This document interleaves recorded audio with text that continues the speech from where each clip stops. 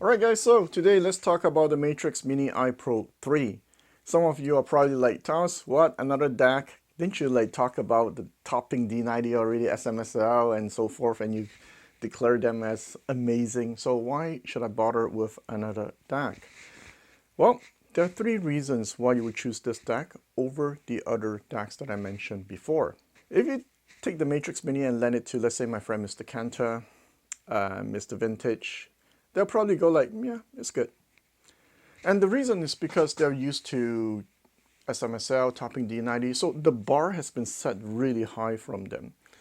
Performance at this level is amazing, but it's old news. By now, almost everything performed to a certain degree, certain level, and there's a certain expectation. So the Matrix Mini does not surpass that expectation, but performs well in that realm, that level. But here's a but here. Not all my friends got a chance to try all these new DAC that I've been talking about recently. So recently I reached out to Mr. Jazz. I call him Mr. Jazz because he likes to listen to jazz. In his mind, the expectation of DACs under 1,000 is a certain level because he's tried many already a few years ago, and that's the key word, a few years ago. So when he tried the Matrix Mini, because the first time he tried these more recent budget DACs, he was actually shocked. He called me up and said, look man, my current source is about $5,000. So that means it's a server with a hard drive that allows him to stream from the internet, going to this built-in DAC, this card inside his ultra high-end integrated amp.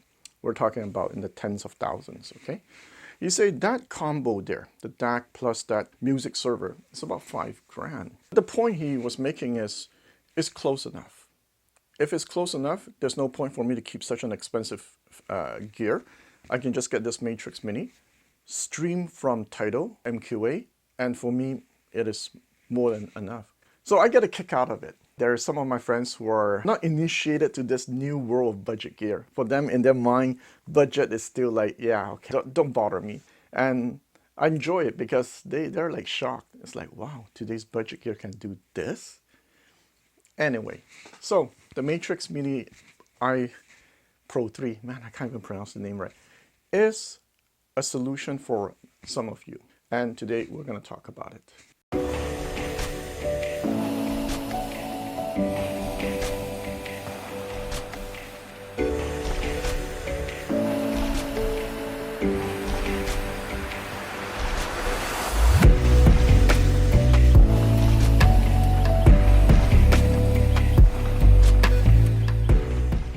So this unit was sent to me from Apos Audio Store.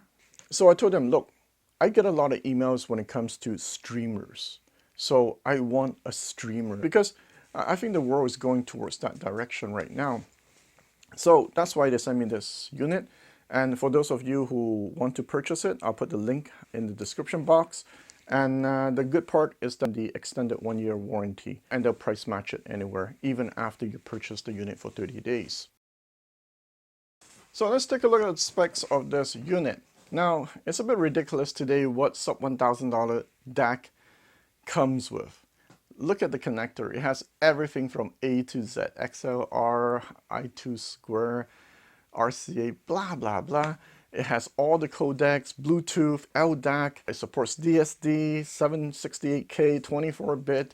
It's like everything under the sun in a DAC, sub 1,000. I think it's ridiculous. There are three reasons why you would choose this over the other DACs that I talk about. Number one, it has a line in. So what it means is that you can connect, let's say, a turntable to this DAC, and then you just need a power amp for your system to work. So you don't need a preamp. How's the quality of the DAC as a preamp? It's okay. It's fine. I mean, ideally, yes, you would add a preamp, but you get away with it. So that's number one. The second reason why you consider this over the other one is because it's kind of like a streamer. It is a streamer if you have AirPlay 2. Let's say if you have an iPhone, iPad, yes, you can use it as a streamer. The downside is that if you have Android, you have a computer, you cannot stream to it because it can't see it. It does come with a 60-day root trial period, However, I think it's not certified yet, so you can't use it as a root endpoint. But having said that, once it gets certified, think about this. You can use this as a root endpoint. So that's the second reason why you would consider this unit. Regarding how it sounds, and this is the third reason why you consider this unit. Look, when I listen to DAC these days, I stop comparing it like, okay, this one has a bit more bass, that one has a bit bigger soundstage. Let me take my ruler out, let me measure the soundstage. I think this one's 6 meters larger. No, I stopped doing stuff like that. Rather, when I listen, I just listen for what stands out. Because I think we'll reach the point where it does everything good. You see, this kind of DAC is like all the other DACs, very transparent, very detailed, very clear. And let's say I compare bass between this one and another unit, like the Topping D90. Yeah, the SMSL bass might be a bit stronger, but it's not like this one is missing bass. It's adequate, it's good enough. So I think whatever you take home, you'll be happy, but where it stands out is the mid-range on this unit. You see, the upper mid-range or mid-range somewhere is smoother compared to the other DACs. And for somebody who have aggressive speakers, who wants to smoothen out just a bit that upper mid lower treble part, this is what you'll get. The top end extension is there. I mean, it's detailed, it sparkles, it's sharp but not bright, okay, not fatiguing. So that part, it doesn't feel rolled off. You see, what I hate about some of the gear is that they make it smooth because they roll off the top end and you feel like there's a veil in front of it. You're always trying to listen really hard into the recording. It's not like that with this one. The top end, they left it alone, but just somewhere underneath that, they smoothen it. So you don't feel there's a veil in front of it, but you know that there's a smoothness to it. And for me, that really stands out. And let me tell you a story to back up this point, right? So I have, let's say, a friend called, I'll call him Mr. Magnepan, because he's been listening to Magnepan for 30 years. And his biggest complaint is this with his Magnepan setup. He has a Mcintosh 240 and a Mcintosh C, maybe 39, 31, I forget. And he said, with certain recording, when it's beautiful, the Magnepan is fantastic, fantastic. But there are times where it gets a bit aggressive. And it's been fighting this problem for the longest time. Cables, jumpers, DACs, transports. It's trying to find that balance. Smoothness and sharpness. I lent him a lot of gear. Yeah, I mean, you name it. My XSL, everything, I lent it to him. He couldn't find the right solution until he tried the Matrix Mini Pro. For him, it was a great balance between sharpness and smoothness. And he bought one, actually, after I lent it to him to try. And for him, it was, you see, you can't have everything when you're dealing with a very resolving system. But what you're looking for is that fine balance. And in the case, if you find your speakers a little bit too shouty, this can be a good solution for you. So that's the third reason why you would consider this one over all the other DACs that I talked about. So I'm not going to go in detail talking about the rest of the sound characteristic because there's good reviews online. Also, there's no point because, you know, soundstage is good, decent dynamics, and so forth. There's nothing that is lacking when I listen to it. It's more that part where I was focusing on. Here's the downside though. Okay, let's go to the negative part. Mr. Magnepan told me it's a bit buggy, the software. You can update the firmware, by the way. He said that sometimes he'll be on input, let's say coaxial, but he's actually playing from optical or vice versa.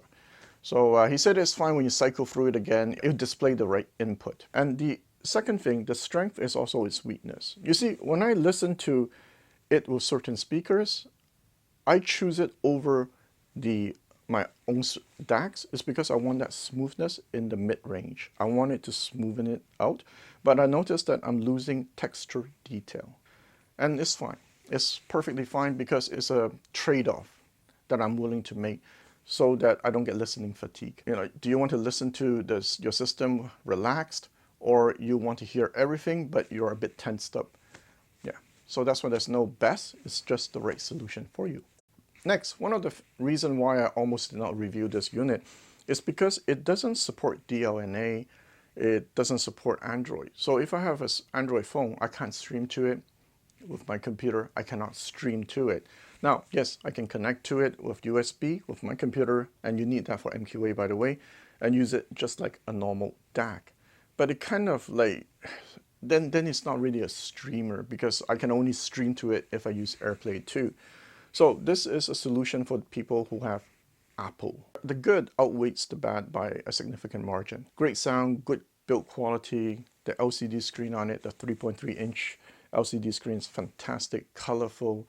When you stream from AirPlay, you see the album art on it.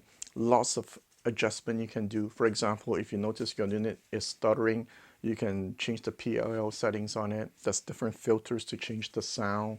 There is the possibility to update your firmware with a press of a few buttons. The remote is made of metal. It's not cheap plastic. All right, so let's wrap it up at this point. With a streamer, you get a chance to listen to different kind of music because it's so convenient. And I think that's one advantage of it. Now, some of you might go like, well, I don't know, man, because I think CD still sounds better. I would say like technology has advanced to the point where you might not pass a blind test anymore.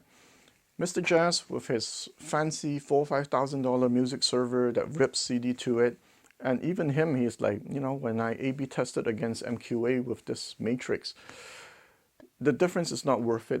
Yeah, I'm sure some of you will hear the difference, but for him, it's like, that's it. It doesn't make sense for me anymore, so he sold it. By the time of this video, he sold it. He's buying the Matrix Mini Pro. I know some of you are sick and tired of hearing, oh man, here we go again. Thomas promoting this thing that beats this $10,000, $15,000 DAC. No, I am not saying that. I have a $15,000 Canadian DAC behind me. Well, it's the DAC plus the scaler. Maybe I should make a video on it. And I can tell you, first few seconds, I can tell the difference between this combo and the Matrix Mini Pro. There is a big gap, okay? But it comes down to, is it worth it, that gap?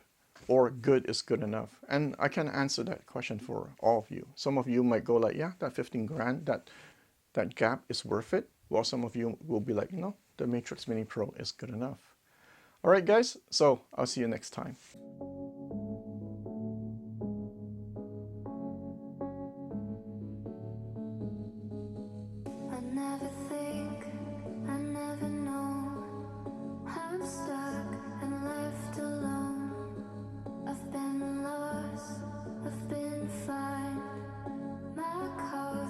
Not defined. When you kiss me, when you play, when you draw me, ain't no way I could deny you, I could stray. When you kiss me, ain't no way.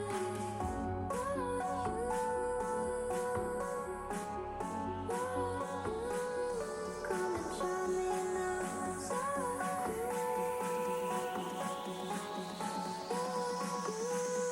Come and try me now.